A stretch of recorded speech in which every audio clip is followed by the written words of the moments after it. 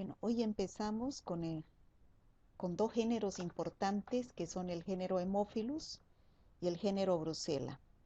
Dentro del género Haemophilus tenemos a dos especies importantes que son el Haemophilus influenza y el Haemophilus ducreyi, aunque también existen otros géneros como el Haemophilus parainfluenza, el Haemophilus aegyptus. Bueno, ¿de dónde viene el nombre de Haemophilus? Viene de afinidad por la sangre. O sea, son bacilos gram negativos que tienen afinidad por la sangre. Estos bacilos gram negativos crecen en un medio que se llama agar chocolate. Este agar chocolate tiene sangre, es en base a sangre, pero sangre hemolizada. Por eso es que tiene el color del chocolate. Por eso se llama agar chocolate. Y en la sangre se libera los factores 5 y 10, que son los que sirven de nutrientes al género Haemophilus. Es por eso que estos Haemophilus tienen afinidad por la sangre del agar sangre. Volviendo a lo que es la clasificación de las bacterias por la tinción de Gram, estamos en el último grupo, que son los bacilos gram negativos, donde hemos visto aquí a la familia de las enterobacterias, donde hemos dividido en dos temas: enterobacterias oportunistas, que son las que son parte de la flora normal y producen infecciones extraintestinales; las enterobacterias patógenas estrictas, que son aquellas que no viven como parte de la flora normal y que ingresan a través de agua y alimentos contaminados, produciendo infecciones intestinales, gastrointestinales, es decir, diarreas. Luego tenemos a otros dos bacilos gram negativos, que son el género Vibrio, donde la especie más importante es el Vibrio cólera, que produce la enfermedad del cólera, y otro género que es el género Campylobacter, donde tenemos aquí una especie importante que es el Campylobacter jejuni.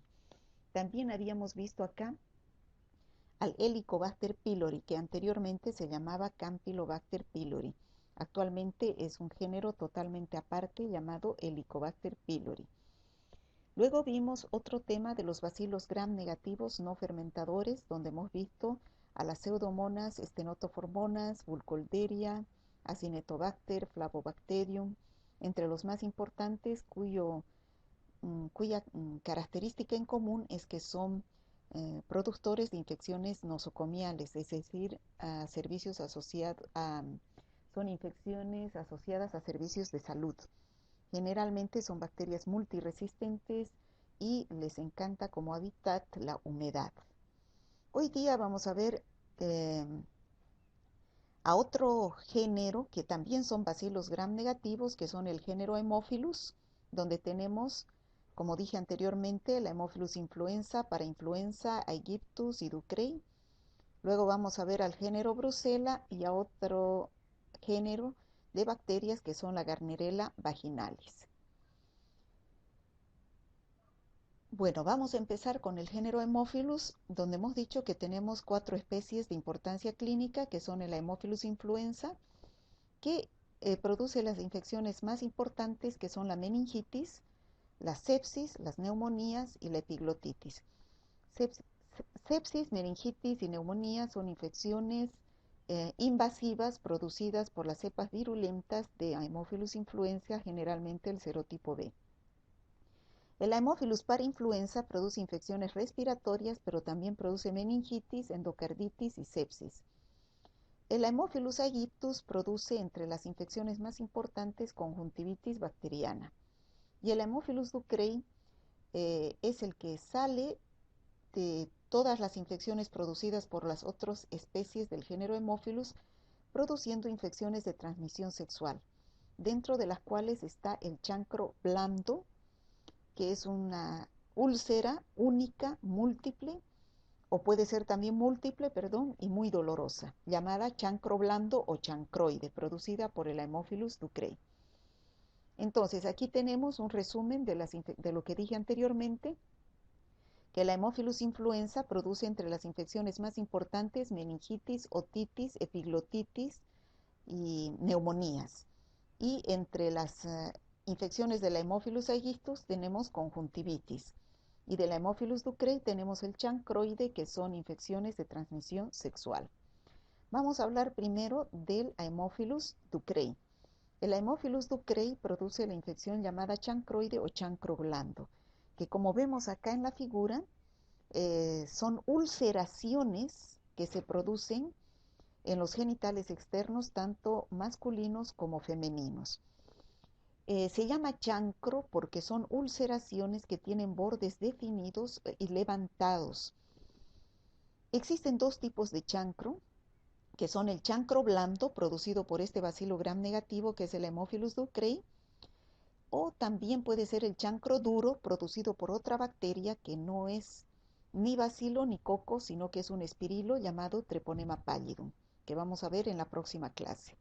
Entonces, como vemos acá, las infecciones de transmisión sexual no solamente son secreciones que se producen a nivel del tracto genital masculino y femenino, llamadas vaginitis y uretritis, sino también, como en este caso, son ulceraciones que se observan en la parte externa de los genitales masculino y femenino, que en este caso se llaman chancros, chancro blando y chancro duro, que es la sífilis, ¿no? Producida por el Treponema pallidum, y en este caso chancro blando producido por el Haemophilus ducreyi.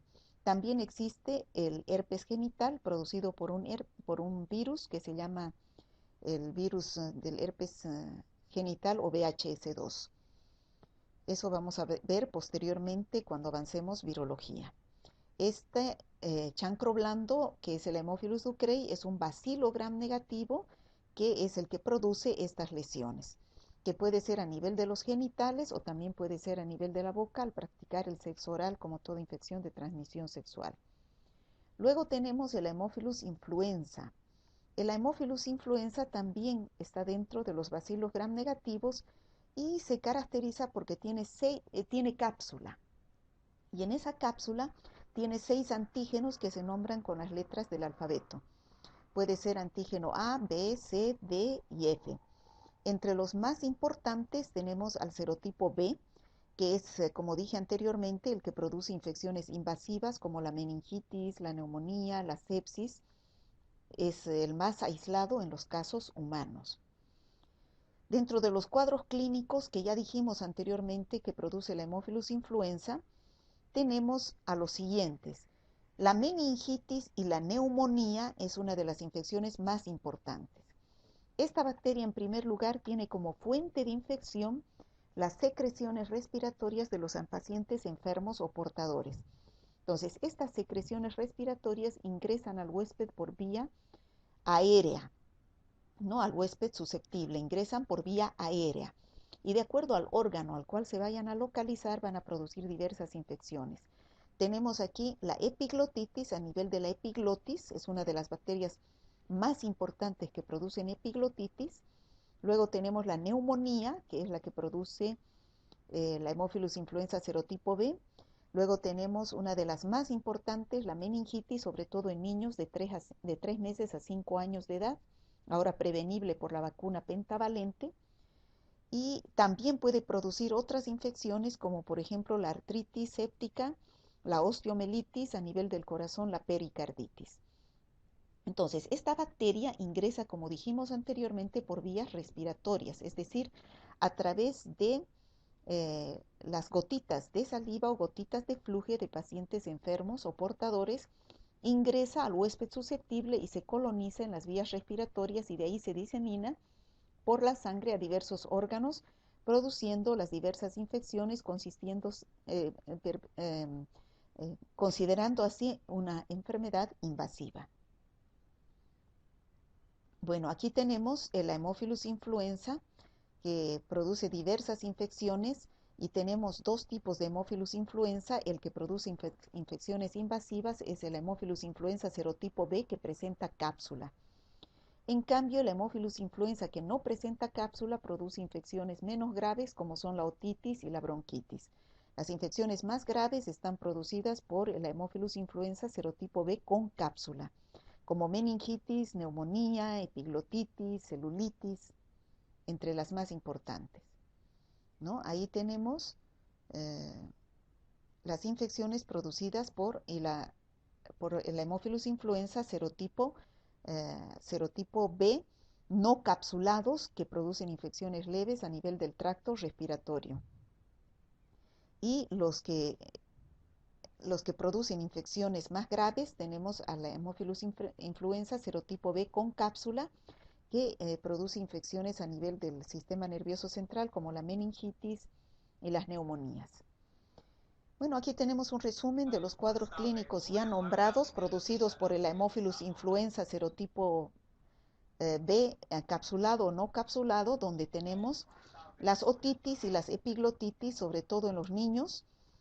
La epiglotitis se caracteriza por un edema rojo que se presenta en la epiglotis, y a su vez el niño va a presentar como consecuencia dificultad respiratoria o disnea.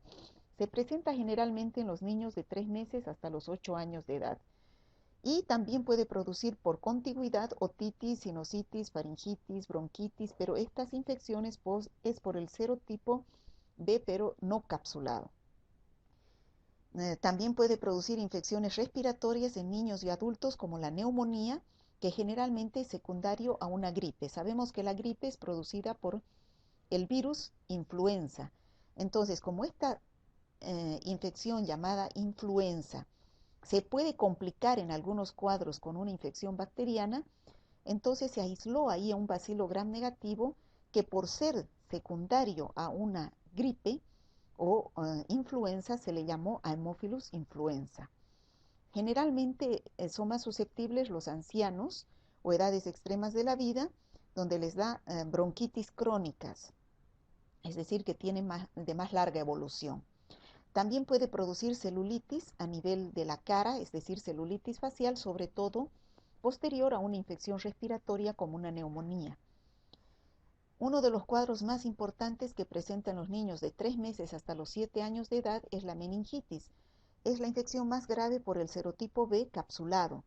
Tiene una mortalidad del 12%, pero en este caso, en nuestro país se aplica la vacuna pentavalente, que, como sabemos, por otros temas avanzados anteriormente, esta vacuna cubre 5 enfermedades, que son el tétanos, la coqueluche, la hepatitis B, la meningitis por Haemophilus serotipo B. Es una de las infecciones que difteria, tétanos, coqueluche, meningitis por Haemophilus serotipo B y hepatitis B.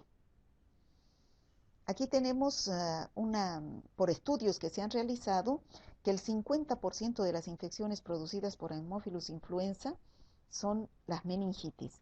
El resto de las infecciones se distribuye como vemos en la figura.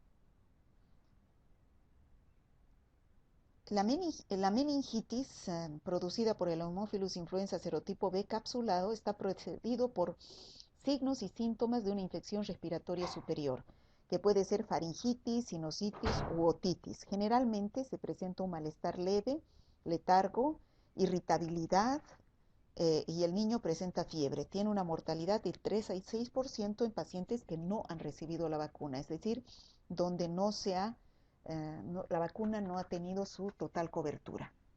Luego tenemos la epiglotitis aguda, que, como vemos acá en la figura, esta es una epiglotis normal. Aquí tenemos una epiglotis inflamada, donde se presenta un inicio repentino con fiebre para el paciente, inflamación de la laringe, ronquera con frecuencia, tos apagada, postración grave en 24 horas, por lo cual esta obstrucción por el edema que se produce lleva a un estado de disnea y un estridor en la inspiración. Aquí tenemos la celulitis, que, como dijimos anteriormente, acá en este cuadro tenemos que produce también cuadros de celulitis facial, es decir, a nivel de la cara después de una infección respiratoria. Entonces vemos que el paciente presenta, como vemos aquí en la figura, celulitis, o sea, una infección a nivel de la cara, donde presenta fiebre, irritabilidad, y la inflamación se presenta de color azul rojizo en la mejilla o áreas periorbitales, es decir, alrededor de los ojos. El paciente presenta fiebre y puede, además de esta infección localizada, puede ir a través de la sangre y volverse una infección generalizada o bacteriemia. Aquí tenemos las cepas no capsuladas, o sea que no tienen cápsula de Haemophilus influenza, pueden producir infecciones más leves como otitis, que puede ser aguda y dolorosa, conjuntivitis, sinusitis aguda y crónica y bronquitis crónica entre las cepas no capsuladas.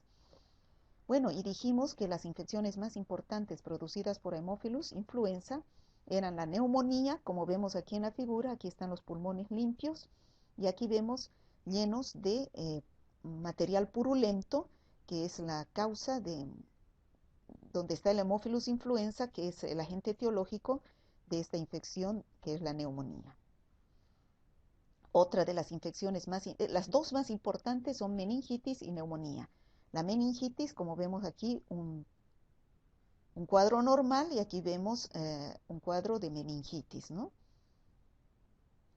Bueno, ya sabemos los signos y síntomas de una meningitis en los bebés, que presentan generalmente fiebre, rechazo de alimentos, se presenta irritable, eh, se presenta letárgico, tez pálida, y en los más grandecitos ya se presenta la tríada típica, que es la cefalea, rigidez de nuca y la cefalea, rigidez de nuca y la fiebre. ¿Cómo es la epidemiología? Sabemos que el reservorio es un paciente enfermo o portador de la infección, que lleva a través de sus gotitas respiratorias a los pacientes eh, sanos o susceptibles de la infección. Entonces aquí tenemos el mecanismo de transmisión, que este paciente que está enfermo o susceptible, pueden ser los niños también, eliminan a través de las gotitas de saliva a la bacteria y ingresa en el huésped susceptible a través de las vías respiratorias, produciendo las infecciones que pueden ser leves o graves, que ya hemos dicho, leves, producidas por la cepa no capsulada, que generalmente se localizan en vías aéreas superiores, que son la otitis, la sinusitis, la rinitis, hasta la bronquitis, y las más graves por las cepas capsuladas, que son la meningitis, la epiglotitis, la, la neumonía. ¿Cuáles son los factores predisponentes? En primer lugar tenemos la edad. Son más susceptibles los niños de los 3 meses hasta los 7 años, como vimos los casos de meningitis y de epiglotitis. Y también los ancianos, los casos de bronquitis crónica sobre todo, y de neumonías. Entonces son las dos edades extremas de la vida.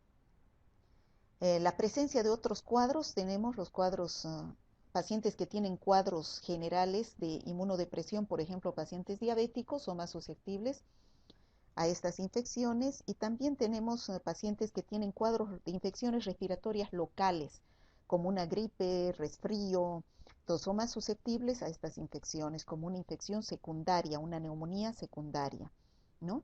La época del año en la cual se presentan estas infecciones generalmente es en invierno. Ya sabemos que todas las infecciones cuyo mecanismo de transmisión es a través de las vías respiratorias y cuya fuente de infección es a través de las gotitas de fluge, se presentan con mayor frecuencia en invierno. ¿Por qué?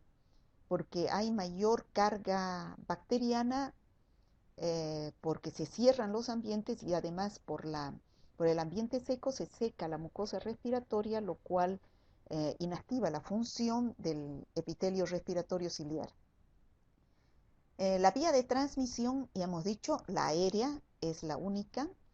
Y el diagnóstico bacteriológico, como ya sabemos por las clases prácticas, se toma una muestra que, dependiendo de la localización de la infección, puede ser un exudado faríngeo, puede ser un esputo en el caso de que se produzca neumonía, puede ser secreción del oído en el caso de que sea otitis, en el caso de que sea celulitis, la secreción de los abscesos, en el caso de que sea meningitis, líquida o cefalorraquídeo, y cuando son bacteriemias o endocarditis, tenemos la sangre.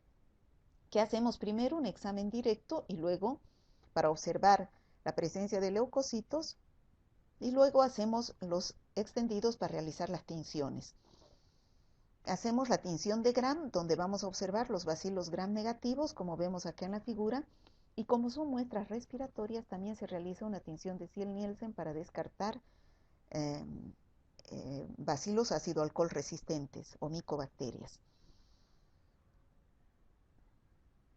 El cultivo se realiza en el medio que ya dijimos anteriormente, que es el agar chocolate, porque es un medio que tiene sangre, pero sangre que contiene hemoglobina libre, que es el que le da los factores 5 y 10 para el crecimiento, que son nutrientes para el crecimiento de esta bacteria. Aquí tenemos el agar chocolate, donde crecen las colonias de Haemophilus influenza, en colonias pequeñas, transparentes.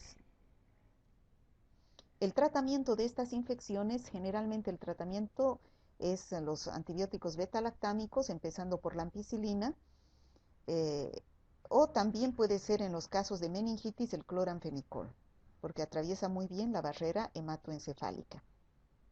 ¿Cómo prevenimos estas infecciones? Ya dijimos anteriormente por la vacuna, que son la vacuna pentavalente que cubre difteria, tétanos, coqueluche, meningitis por Haemophilus serotipo B y la hepatitis B. ¿Cuándo se aplica esta vacuna? Ya dijimos también cuando avanzamos difteria, tétanos, que se aplica 3 dosis, la primera al segundo mes, cuarto mes y sexto mes, las 3 dosis, y un refuerzo a los 12 o 15 meses de edad. Y en los pacientes donde se presenta un caso de infección por estas bacterias, de infecciones invasivas, se puede dar a la familia, para evitar la infección, al resto de los pacientes que no están infectados, una dosis de rifampicina oral, que es para realizar la quimioprofilaxis. Bueno, eso sería el género Haemophilus. Ahora vamos a pasar a otro género, que es el género Brucella, que produce la brucelosis, es la enfermedad tanto en hombre como en animales, es decir, hay brucelosis animal y brucelosis humana. Esta es una enfermedad que es una zoonosis, es decir, que viene de los animales. Es así que tenemos 4 serotipos, que son la Brucella melitensis, que nos viene del ganado vacuno, la Brucella abortus de las cabras, la Brucella suis de los cerdos, y existe también la Brucella canis de los perros. Seguimos dentro del grupo de los bacilos, y en este caso no son bacilos largos, son cocobacilos gram negativos. Como dije anteriormente, estamos en el grupo de los bacilos gram negativos dentro de la tinción de Gram, y hoy vamos a hablar del género Brucella. Este género Brucella dijimos que es una antropozoonosis, nos viene de los animales y los llega al hombre a través de diversas vías. La brucelosis humana es una consecuencia de la brucelosis animal, ya sea del ganado vacuno, caprino, porcino, dependiendo de la cepa de Brucella abortus, Brucella canis, Brucella suis, Brucella melitensis. Entonces es una antropozoonosis. ¿Cómo se inicia la infección?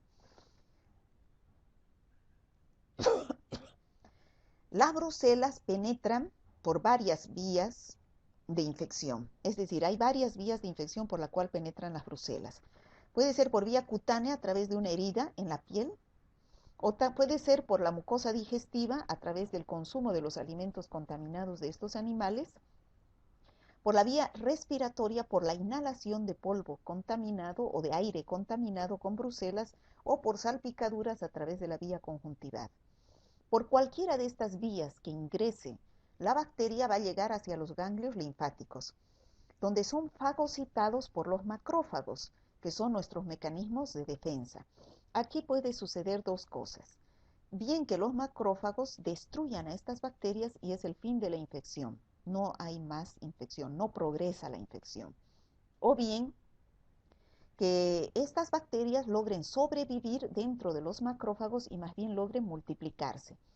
Una vez que se multiplican, se destruye el macrófago y se liberan las bacterias a la sangre, produciendo un cuadro de brucelosis aguda.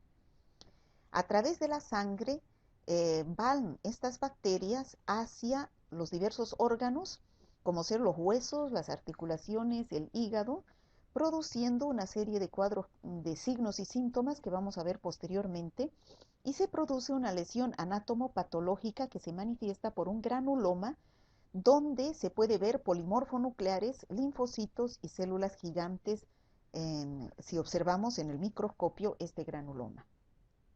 ¿Cómo se manifiesta la brucelosis en los animales? Bueno, en los animales es un problema médico porque, ¿por qué nos interesa ver si la brucelosis es animal? ¿Por qué? Porque ese es el origen de la infección. Porque generalmente de los animales llega al hombre. Y si se presenta un paciente con signos, sintomatología presuntiva de que pueda ser una brucelosis, generalmente es un paciente que tiene contacto con el ganado vacuno, caprino o porcino. Entonces, es un problema médico porque nos viene de los animales, porque transmite la infección al hombre, es un problema sanitario porque produce la muerte también de los animales y por lo tanto económico, grandes pérdidas a los ganaderos. Se presenta en las cabras, en las vacas, en las ovejas, en los cerdos. ¿Cómo se manifiesta? En los machos se presenta orquioepididimitis, es decir, inflamación de los testículos y del epidídimo. Y en las hembras se manifiesta porque las mamas se presentan eh, con edema, es decir, aparece una mamitis, y las que están embarazadas pueden tener abortos. En el humano, ¿cómo se presenta el cuadro clínico? El cuadro clínico en el humano es bien polimorfo, o sea, tiene varias formas, es bien inespecífico. No podemos decir, por ejemplo, este cuadro presume que tenga tal infección porque tiene en el periodo de estado signos y síntomas característicos. En el caso de la brucelosis es totalmente inespecífico. Generalmente el peso del diagnóstico está en el laboratorio. Entonces, después de un periodo de incubación de la brucelosis que varía desde 5 días hasta varios meses, en promedio pueden ser 2 semanas. Entonces, empieza los signos y síntomas en el periodo prodrómico, que generalmente se llama la fase febril. El paciente empieza con escalofríos y fiebre, cefalea grave, artralgias, mialgias, es decir, dolor de las articulaciones y de los músculos, y en ocasiones puede presentar cuadros diarreicos. A veces el malestar es solamente leve, con un dolor muscular, cefalea, dolor de nuca, seguido por un aumento de la temperatura en las mañanas, es decir, aumento de la temperatura a 40 grados centígrados. Luego sobreviene, o sea, con este cuadro es totalmente inespecífico. Aquí podemos suponer hasta que pueda ser un resfrío, una gripe. Pero posteriormente viene un periodo postfebril que también es inespecífico.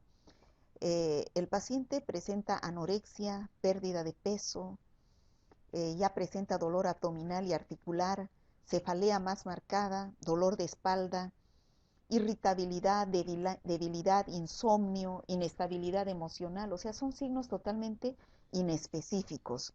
Aquí ya no hay cuadros diarreicos, sino estreñimiento y aparece inflamación en el vaso, en el hígado, manifestándose por esplenomegalia y hepatomegalia y adenopatías, es decir, inflamación de los ganglios, ¿no? Entonces, como ustedes pueden ver, la signo-sintomatología en el humano es totalmente inespecífica. Cuando llega un paciente con esta signo-sintomatología, difícil poder decir en primer diagnóstico decir es brucelosis, ¿no? Presenta signos y síntomas de otras infecciones. Entonces, la brucelosis es letal en menos del 5% de los pacientes, por lo general como resultado de la endocarditis o de graves complicaciones que se puedan presentar a nivel del sistema nervioso central. Como dijimos anteriormente, la sintomatología es polimorfa, se presentan algias, fiebre, después ya cuando está en evolución se presenta astenia, hepatoesplenomegalia, puede presentarse osteoartritis, el paciente puede sanar y recidivar después en 3 meses, volviéndose una brucelosis crónica con artralgias, parestesias. Y la brucela abortus generalmente produce infecciones asintomáticas. ¿Cómo se hace el diagnóstico? Bueno, aquí es muy importante. Ustedes saben que hemos hablado en la parte práctica, seguramente eh, se les ha hablado de que el diagnóstico de una infección se establece sobre tres pilares fundamentales, que son el cuadro clínico, que son los signos y síntomas, donde en la mayoría de las infecciones es el 70-80% del diagnóstico.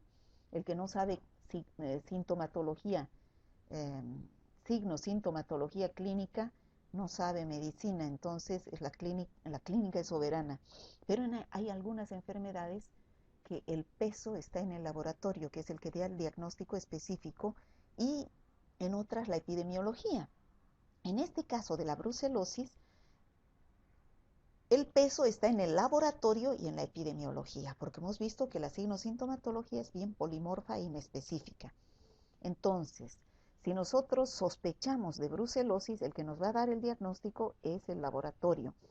A través de un hemocultivo, es decir, solicitamos cultivo de la sangre, y si son infecciones localizadas, como consecuencia de la brucelosis, se ha localizado en diversos órganos. Si se observan lesiones a nivel del sistema nervioso, podemos tomar líquido cefalorraquídeo como muestra.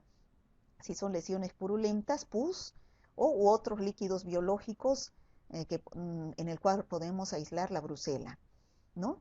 Este es el diagnóstico directo, es decir, en el cual podemos observar a la bacteria, diagnóstico directo. Observamos a la bacteria mediante el crecimiento en medios de cultivo. También existe el diagnóstico indirecto, donde se buscan los anticuerpos, es decir, se saca sangre al paciente y se buscan los anticuerpos IgG o IgM en el cuadro agudo e IgG en el cuadro ya crónico o que tenga mayor tiempo la enfermedad. El tratamiento: son sensibles a antibióticos como las tetraciclinas, cloranfenicol y la sulfatrimetopril, sulfametoxazol, y son resistentes a todos los beta-lactámicos. Pero todo esto depende del antibiograma, de los resultados del antibiograma. Entonces, la epidemiología. Ya sabemos que el origen de esta infección es una zoonosis. Entonces, al decir es una zoonosis, la infección, ya hemos dicho, nos viene de los animales. ¿A través de qué vías de infección? Puede ser por contacto directo o por contacto indirecto. Contacto directo, es decir, al inhalar las secreciones de los animales infectados o al ponerse en contacto con los productos de estos animales infectados, a través de una herida que es la puerta de entrada, ¿no? Por ejemplo, contacto directo generalmente lo tienen los veterinarios, los ganaderos que están en contacto con los productos de estos animales que pueden tener brucelas. Por ejemplo, los productos de la placenta de estos animales, como produce abortos en los animales, la placenta, al manejarla y tener heridas, puede ingresar por una secreción de la piel, por una lesión de la piel, ¿no? Pero también en estos mismos pacientes por inhalación de aire contaminado con estas bacterias, ¿no? Inhalación de material infeccioso aerolizado. Pero también puede ser por contacto indirecto, es decir, ingestión de carne poco cocida de estos animales infectados, o también por el consumo a través de la vía oral de sus productos. Puede ser la leche cruda, que no sea pasteurizada o hervida, o productos lácteos, como por ejemplo el queso, el yogur, ¿no? En raras ocasiones la transmisión puede ser de persona a persona, es decir, en muy raras ocasiones. Esas serían las vías de transmisión. Ya sabemos que la fuente de infección pueden ser las carnes o productos de los animales, que puede ser el ganado bovino, caprino, ovino, porcino, y los factores epidemiológicos. Hemos dicho que es una enfermedad profesional, es decir, generalmente las personas que tienen contacto con los animales, como son los veterinarios, los de los mataderos, los ganaderos, los que atienden a los animales, y están en contacto con los abortos, con las placentas que manifiestan estos animales infectados. Bueno, en el diagnóstico, vuelvo a repetir, de cualquier enfermedad son tres pilares fundamentales: la clínica, la epidemiología y y los métodos auxiliares de diagnóstico, que en este caso tenemos el laboratorio. En cada una de las enfermedades pesa en forma diferente cada uno de estos tres factores. Por eso es que el médico debe conocer la clínica, la epidemiología y el diagnóstico con métodos auxiliares de diagnóstico de cada una de las infecciones. En el caso de la brucelosis, un aspecto importante es la epidemiología y el laboratorio. Si es un paciente que nos llega con la clínica inespecífica que vimos anteriormente, pero tiene factores epidemiológicos que vive en el campo y que está en contacto con animales, entonces puede sugerirnos de que pueda ser una brucelosis. ¿Cómo podemos prevenir estas infecciones?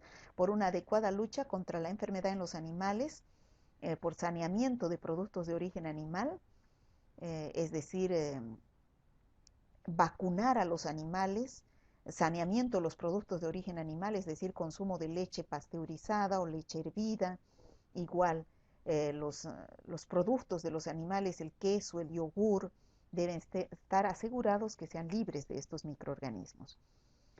Y en los animales, la Brucella abortus, que se aplica a las vacunas, y en la Brucella melitensis, que se aplica en las cabras.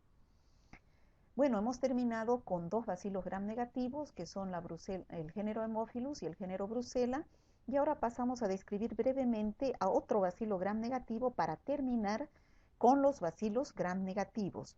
En este caso sería la Gardnerella vaginalis. Como su nombre indica, la Gardnerella vaginalis es una bacteria que produce una infección vaginal llamada vaginosis bacteriana, que lo vamos a ver más explícitamente cuando avancemos infecciones genitales en la parte práctica. ¿Qué es la Gardnerella vaginalis? Es una bacteria que es flora normal de la vagina, pero en muy pequeñas cantidades y en algunas personas, en algunas mujeres. Cuando esta bacteria es una bacteria oportunista, aprovecha la oportunidad de que bajan las defensas de una paciente y puede aumentar en cantidad y producir la infección llamada vaginosis bacteriana por alteración de la flora vaginal. Se calcula que aproximadamente 1 de cada 3 mujeres ha sufrido alguna vez en su vida una infección por Gardnerella vaginalis. ¿Cómo son las manifestaciones clínicas?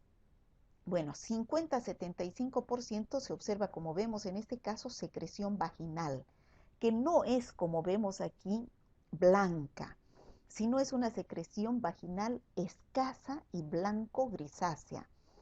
Una secreción vaginal así blanca, como vemos en este caso, es producida por un hongo que se llama cándida. No pude encontrar una secreción producida específicamente por esta bacteria que es blanca-grisácea. No es tan blanca como la leche, como vemos en este caso. La característica que tiene es que tiene un olor a pescado. Puede manifestarse este olor a simple, o sea, al sacar la secreción, o puede manifestarse al mezclar esta secreción con unas gotitas de hidróxido de potasio al 10%. Si mezclamos en un tubito de ensayo unas gotitas de hidróxido de potasio al 10% con esta secreción y lo mezclamos, va a dar un olor a pescado. Y a esa reacción se llama el test de aminas positivo. Si este test de aminas es positivo, indica que es olor a pescado y es sugestivo de Gardnerella vaginalis, ¿ya? Además, el pH vaginal es entre 4,5 a 5,5. Aquí está mal al decir alcalino, es ácido, levemente ácido. La paciente presenta prurito y en muy raras ocasiones puede presentar bacteremia. Lo más importante es que en la tinción de Gram, de esa secreción que hemos visto acá, si de esta secreción hacemos una tinción de Gram, vamos a observar las células guía, llamadas también células clave, en inglés clue cells. ¿Cómo son estas células guía? Estas son células epiteliales, aquí tenemos el núcleo de las células, que se observan tachonaditas, es decir, llenas de estos bacilos bien pequeñitos que son la Gardnerella vaginalis, ¿ya? Entonces, esto lo vamos a ver más en la parte práctica, donde vamos a ver células guía o células clave, que es signo patognomónico de infección por Gardnerella vaginalis. Entonces, ¿cuáles son los signos del laboratorio que nos indican que es una infección vaginal o una vaginosis por Gardnerella vaginalis? Es la prueba del test de aminas positivo, es decir, con hidróxido de potasio al 10% nos da el olor de pescado, y segundo, las células guía positivo. Bueno, con esto habríamos terminado este tema.